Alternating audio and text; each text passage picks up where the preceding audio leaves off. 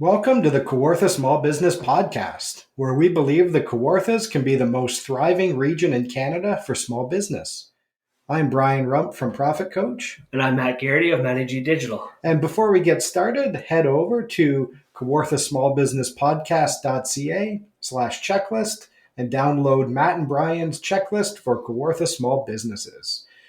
Today we are going to be talking about strategic marketing, but before we get going, we just want to acknowledge it's our first podcast recorded live from Thrive Co-working Community in downtown Lindsay. So Matt, tell us how excited you are about that. It's very exciting. We've been talking about this, you and I, for years now. I think the first time I ever brought this place up to you, we were sitting outside SIP in Fenland. Oh, nice. You remember that? I do remember that. It was cold. Yeah.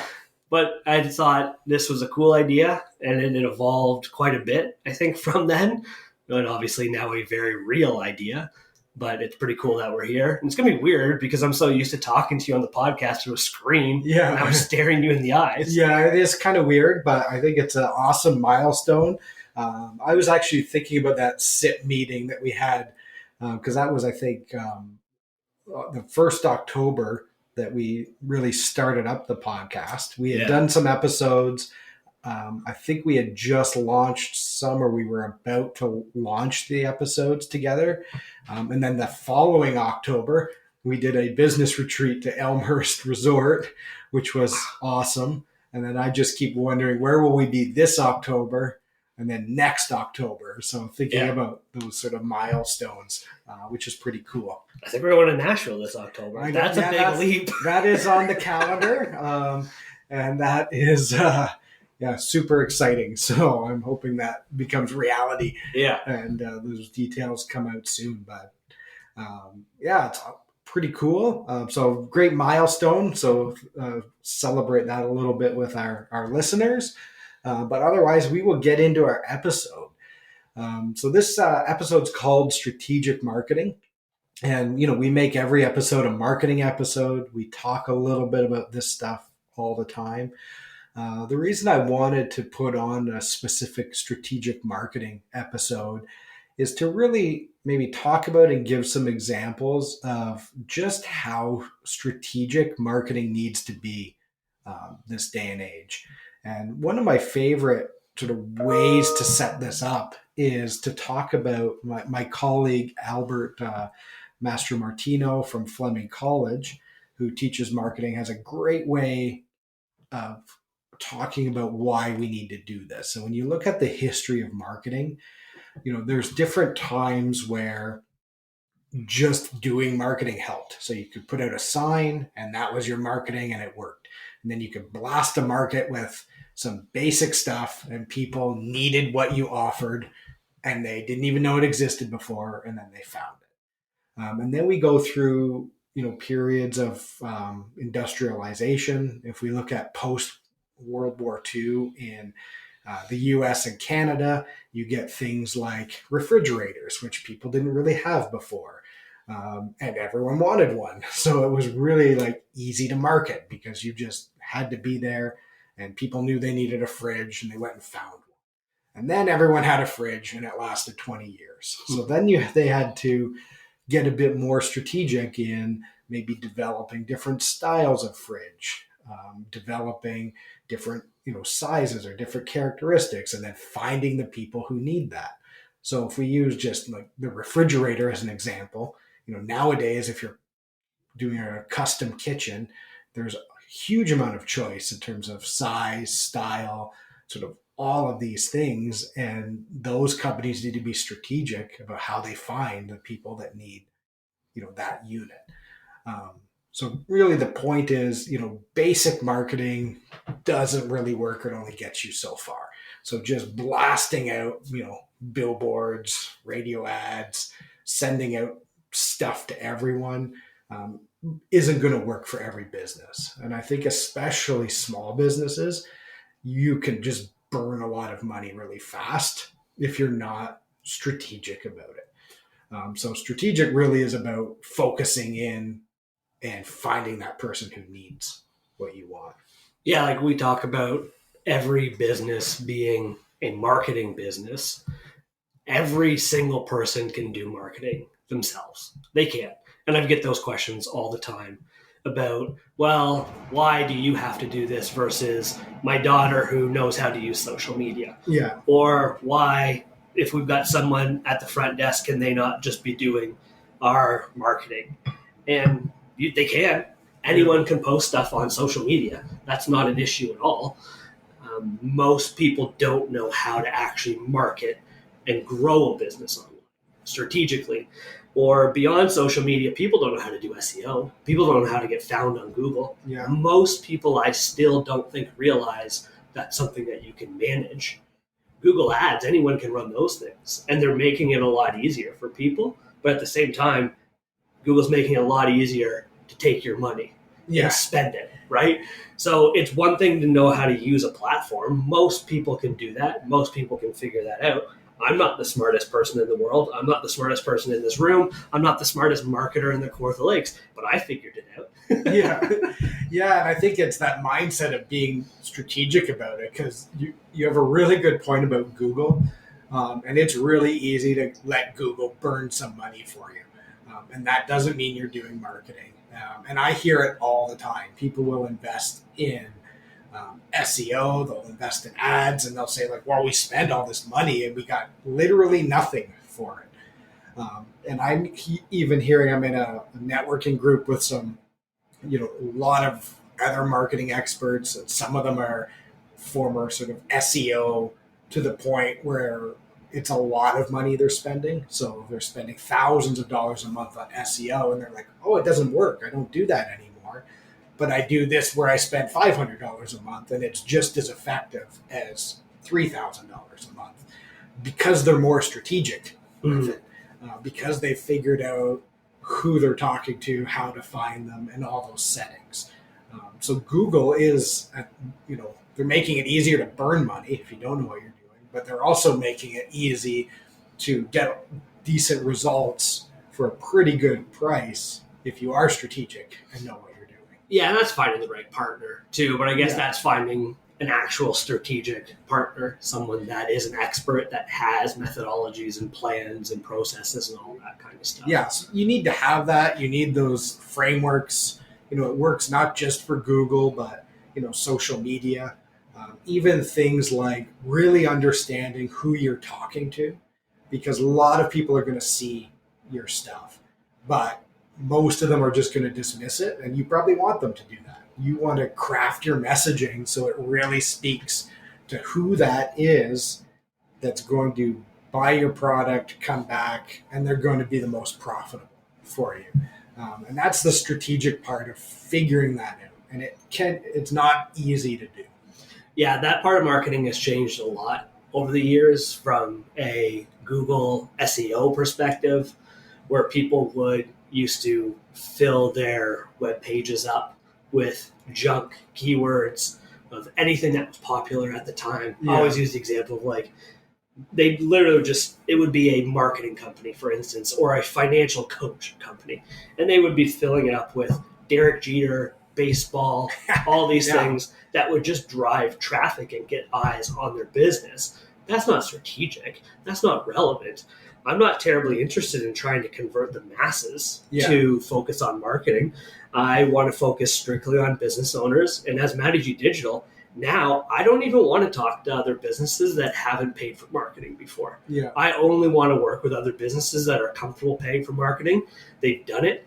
They've been in the trenches a little bit, and now they're actually looking for a strategic partner. I'm happy to talk to businesses that have, well, I'm not happy to, but bear with me for a second. Yeah. I don't love that these businesses have spent a lot of money, burned a lot of money, lost a lot of money, and are questioning marketing. But I'm happy then to take that project on and show them what we can do if I'm taking things strategically in a way that's actually going to benefit. Yeah, and I think that's a really key thing to talk about, especially as you grow your business or any business. Like, you're going to waste some money, and then you're going to go find someone who helps you not waste as much money. And they're probably still going to waste a little bit of money figuring out stuff that works. And that's, I think, that's a hard paradigm shift for small businesses, because you want everything you do to be efficient. But when you look at bigger businesses, uh, they know that they're going to test out stuff and some of it's not going to work. An example of that is I was talking to someone the other day and they had tried a new AI tool for marketing that's pretty cool. And the cost for that was $3,000 a month. And they ran a 3-month trial and they got a whole bunch of crappy leads and a few really good leads. They figured out that it cost them about $1,200 for a good ideal lead. And then if they close one of those, it's worth the whole project for them. But they looked at it and said, well, for us, we like to spend about $1,000 per lead, which for some may sound like a lot, but for their type of business, $1,000, they've worked years to be able to get their cost to $1,000 for a good ideal lead. And at $1,200, they cut it because they're like, you know what, there's other things we can do. But they're probably not going to hesitate to try other tools where, you know, maybe it costs them $2,000 and then they cut it. Because if they keep trying those, then they're going to find one where maybe suddenly they get a whole bunch and they're $500 per lead. So having a partner, and they have a marketing partner who helps them identify and try these things as part of a whole bunch of activities. Yeah, and I don't think this is really exactly what you were talking about, but going back to like ridiculous things that have changed in the last couple of years, one of the first accounts that I ever worked with when I worked in a marketing agency for the first time ever, I think it was a counselor. I don't think it was an online counselor, but it was a counselor out of BC. We never named names. I can't even remember this guy's name. And I want to say it was actually still this day top 5 wackiest accounts I've ever worked with, and so unreasonable. And we were not having trouble at the beginning of getting our ads in front of searches, but it was just like a very limited amount of people searching for this stuff. And like, can you convince more people to search for you? Yeah, you actually can strategically, but like that's a whole other explanation. However, like realistically, it is difficult, especially if you're just handling one platform at a time. Like if you're just working on Google Ads and hoping for people to search for you, it's somewhat difficult to get people to search for you more. Anyways, like he emailed us one time, and I can't remember if it was a call or an email, where he was livid because he was livid like every day. He wanted more and more and more. And he was a counselor or a psychologist or something. And he was like, why don't we put our name in front of people that are searching for funny cat videos? Yeah. And like dead serious. And I remember being like maybe a month on the job. And I just said to my manager, what do I do about this? Yeah. Well, and sometimes you can take the money and try it. And that's funny because I think as a core strategy, I don't think that's very good. No. I'm established and I want to level up and try some different things. You know, maybe you have something that's unique and makes sense, right? Maybe you're a counselor and people searching for funny cat videos because they're sad. Maybe they need you. Maybe it works, but I would be very careful with that type of thing. But it would work if you were not a niche. And again, I don't think there's too many businesses that aren't niche. Grocery stores aren't niche because everyone needs to eat, and some clothing is not niche. So maybe you could get in front of people for stuff like that, and maybe some random e-commerce purchases, because the goal with e-commerce basically is a numbers game. Yeah. You need to get more and more people on your site, and you're going to close 1%. Yeah, and I think that's it's still, I think, strategic to get those people on your site, knowing that you're going to get 1% of them. Mm-hmm. I think that's maybe a conversation for another time, and understanding just how many people you need to like close better leads or find the better person. And I think when we're smaller businesses, we don't realize the scope. That will frighten people, though. It will scare people if they hear that conversation. And it is scary, but I think it's extra important in a small town when there's not as many people. And you'll hear people say, well, everyone knows who we are. And they don't, even in your small town. But if everyone did in your small town, you'd probably be, doing a lot better. But it's a lot of effort to make sure everybody knows who you are. I just want to loop back on the idea of a niche, because niche is a perfect example of strategic marketing. And that's where the money is from a profit standpoint, is the more you can niche your business, the more strategic you can be with your marketing. And, sometimes people are afraid to niche because they're like, oh, someone might get turned off. But most people don't do that. That just means they're going to see you, and they might not even read all your stuff, but they're going to be like, oh, that sounds like it could work. And they might call you. And you're still going to do work for people who are outside of your niche. Usually it just means maybe 80% of your customers are in that niche. There's still lots of room for that 20%. But it's a way to be focused more with your marketing. You might serve 10 different types of people, but if you just focus on one or two, that's a lot more strategic, and you're still probably going to work for those 10 people, but you're only spending marketing resources on the top few. I think people spend too much time worrying about that at first, though. I think at first it's just do whatever you can to get whatever money you can. Yeah. Right? And then niche down later. But yeah, niching is not something you do from the start unless you're established in that industry. Sure. So you might say, hey, I'm this age, I have this experience, I'm going to start a new business, and I'm niching from the start, and I'm going to be patient until that happens. But that's not most businesses. Usually you just need to get out there.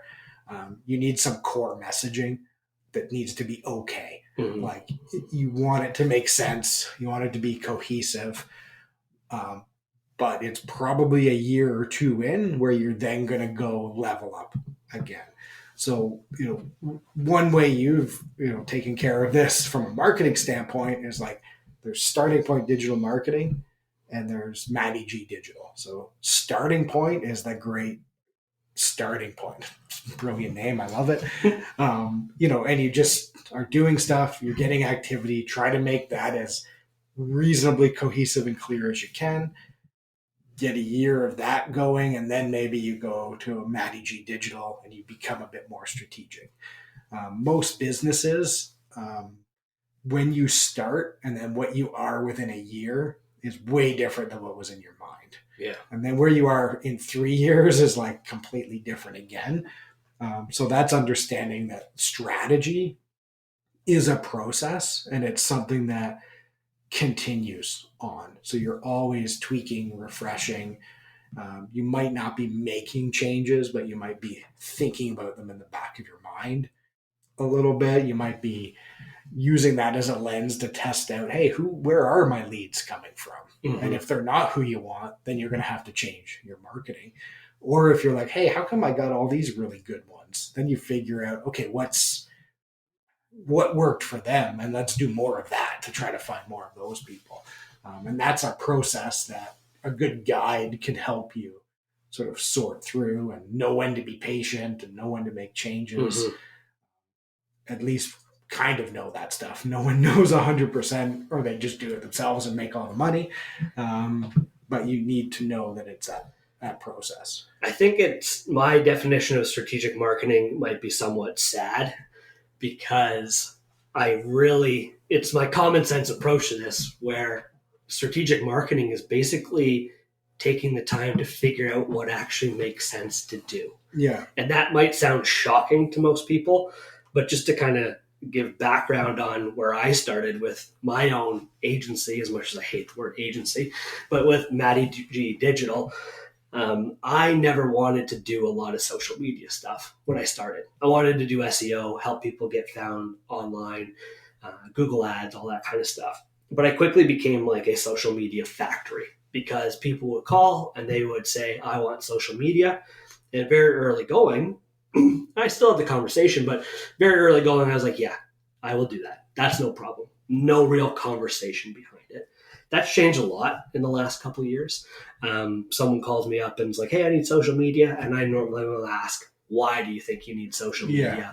And I, in the first conversation, tell them, like, this call isn't really to determine what the plan is. This call is to determine, do I like you? Do you like me? Yeah. Do we think there's a collective fit here? Yeah. And then from there, like a week later, I get on a call and I'll put together a plan. And it might not include social media because I'm now thinking about what actually makes sense for this business. Social media doesn't make sense for everyone. It plays a part in every strategy.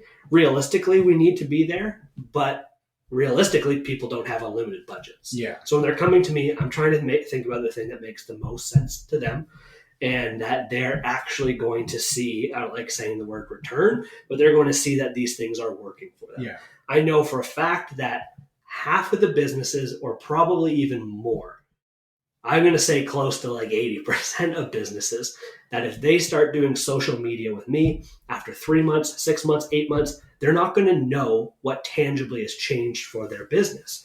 Now, am I doing something wrong with the marketing and the social media? No, absolutely not.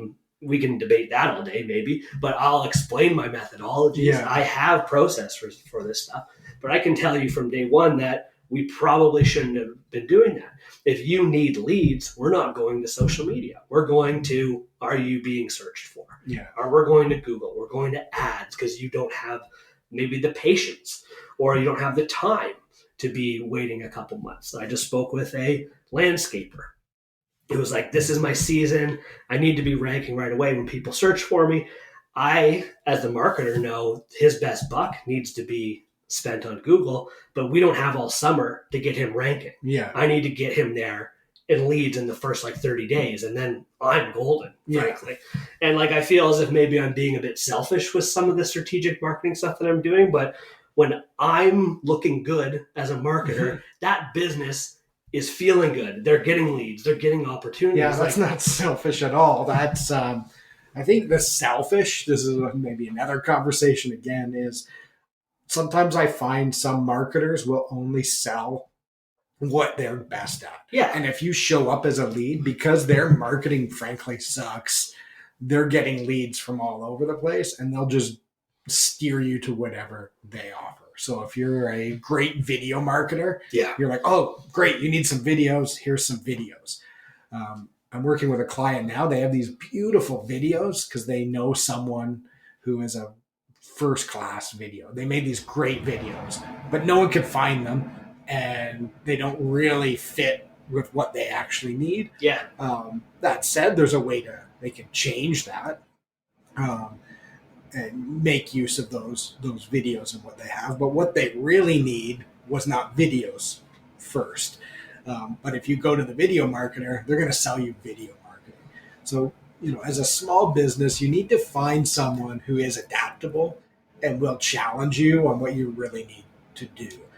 And I think you and I get along well because we will both challenge each other and we'll challenge customers and be candid for what we think. And you lose a lot of business that way. But when people do business with you, they're going to get the results. Yeah. I don't want to do social media on its own now with Matty G Digital. Yeah, it makes no sense. Unless it makes absolute sense. And maybe there's situations like that. More often than not, like you just said, after a couple months, they're going to wonder, like, well, what am I getting for this? Yeah. I'm not going to have a good answer because I knew it wasn't going to work from the beginning. I don't want to deal with that. That's actually the big difference between Starting Point and Matty G Digital. Yeah. Starting Point is you know what you want, or you think that you know what you want to do social media, you go online, you pick your package, off to the races. Yeah. I don't really dictate strategy or what goes on with that. With Matty G Digital, it's more like, hey, I'm lost. I've been spending money on marketing. We're not seeing our results. Yeah, let's be more strategic. Like, what are we doing here? That's when I come in. I put together a plan. They're like, I need social media. I'm like, well, actually, there's a bunch of people searching for this product. Yeah. We need to actually be found for it. And that's the biggest difference from the get-go with Starting Point and Matty G Digital. Yeah, and to be fair, I think, Starting Point, the level of execution is high quality and the price is low and it's designed to be that. So if you're actually going to randomly do social media, like I tell lots of people, just buy the Starting Point package and do that because you're going to get some benefit from it. And after a while, then you can talk to Matt and maybe strategically change that up a bit. Or maybe you need Starting Point level social media for a while, and then you need to level it up and put more like more and more strategy into the way the posts work and just some of that stuff. Or maybe you don't. Maybe you just need to put your money to SEO and you do a little bit on social media just to be there. This is turning into a sponsored podcast for Managing Digital. It's so true. However, I want to also say, like, the work with Starting Point is exceptional, and I want to say it's too good. Yeah, and especially for that price point. But the whole goal of that was it was intentionally supposed to be that way. I don't want it to ever be more expensive. I've had people talking about, like, well, like, when do you think you'll raise those prices? I don't think they're ever going to raise. I want them always to be a starting point for any business locally that has never done marketing and they know they need to do it. And it will stay like that forever. I will work extremely hard to find ways to keep it the exact same. The work is very good. The biggest difference is, and you find this with Managing Digital, are like, people want the strategic marketing. They don't want no conversation. And that's a bit of the problem with Starting Point. Like, you get the emails back and forth, but you don't get the, well, what do I do next and why and how do we look at this more strategically instead of just, okay, we're doing social media, we do social media every month. So. And that's part of the path, I think, in growth. Sometimes, again, you need to be patient with that. I'm doing that right now with Profit Coach stuff. We have sort of a blend of Starting Point, Matty G, and me doing some stuff, but that's not the long-term plan because I know, social isn't where I'm going to get my best leads, but I need to be there so that when people, I always call it the check them out flow, right? When they're like, who the hell is this guy? They're going to go look there at that. And again, that's being strategic in using those resources and what that is, which is so different for every business. It depends on your own goals. Sometimes depends on your own preferences and paradigms. And it takes a professional guide to sort of help you through figuring that stuff out sometimes. Social made sense for you from the beginning, though, and maybe will always make sense for you. But, like, you have a name around town, a good reputation around town, a good name around town. But the point was to tell people that you have now started Profit Coach.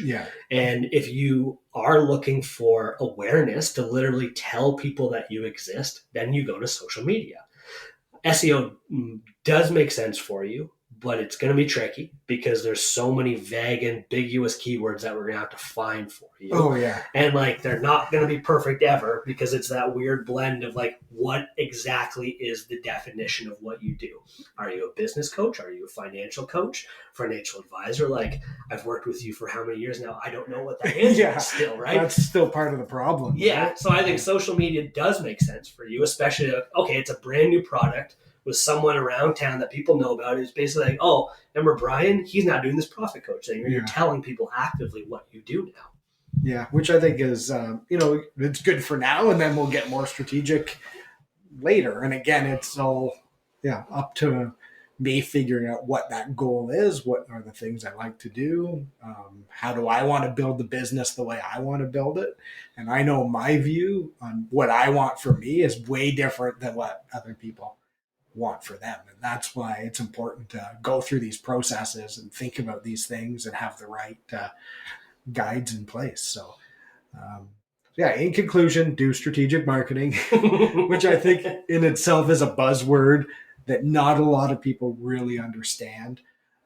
Or they'll try to copy somebody else's strategic marketing. Like, oh, my friend did this and they say to do this, which is the absolute worst thing to do.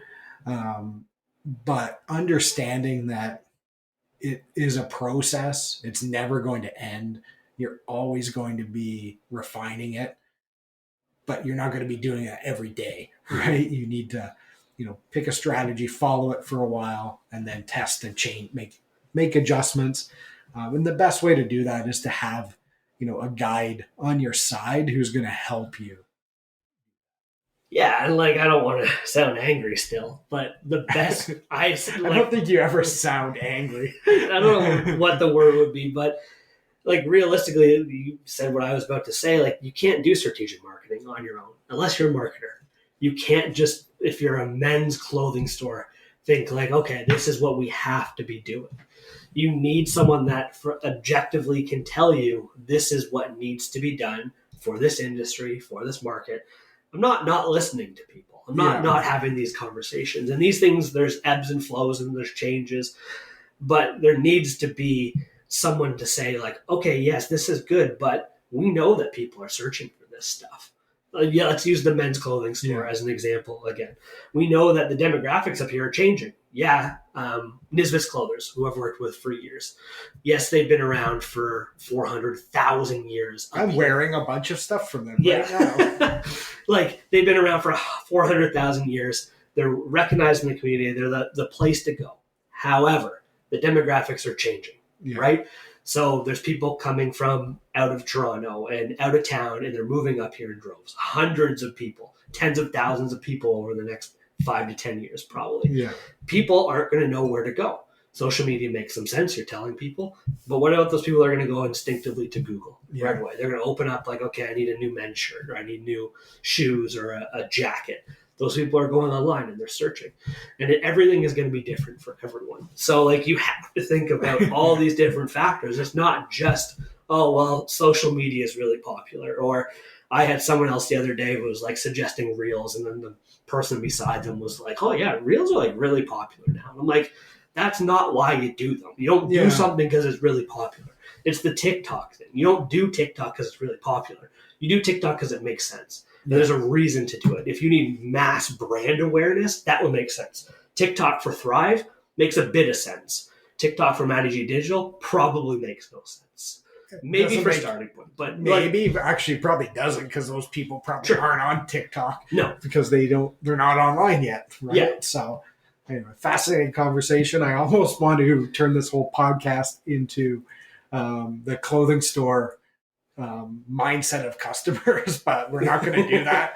Maybe that's another one for another time, and after we stop hitting record, because I just love the thought process and the path of those customers and when they might understand you exist, and sort of that path of then really understanding what you do. And instead of driving to Toronto to go shopping, now they can have that small town experience with the Toronto fashion, which I think is a cool. Well, people aren't driving to Toronto though. Also, like, maybe this conversation is going to go sideways, but like, people aren't driving to Toronto for this stuff now. They're going online. Yeah, they're doing it because it's convenient. Everyone is selfish. Yeah. They're not driving to Peterborough or Toronto. They're okay, if I can do it online, I'm doing that. Especially if they don't know if someone locally is doing it. Yeah, like, it's not the consumer's responsibility to hunt down what you do and find you. It's your responsibility as the marketer, and you need strategically to figure out how to get in front of those people. Awesome. All right. On that note, we will end it off here. So if you want to talk about what this means for your business, we'd love to have a chat. Now that we have Thrive open, you can email us at setitup@kawarthasmallbusinesspodcast.ca and maybe come have a coffee with us, and we could talk about how we can help you start your business, grow your business, or recharge your business. So again, send us an email to setitup@kawarthasmallbusinesspodcast.ca.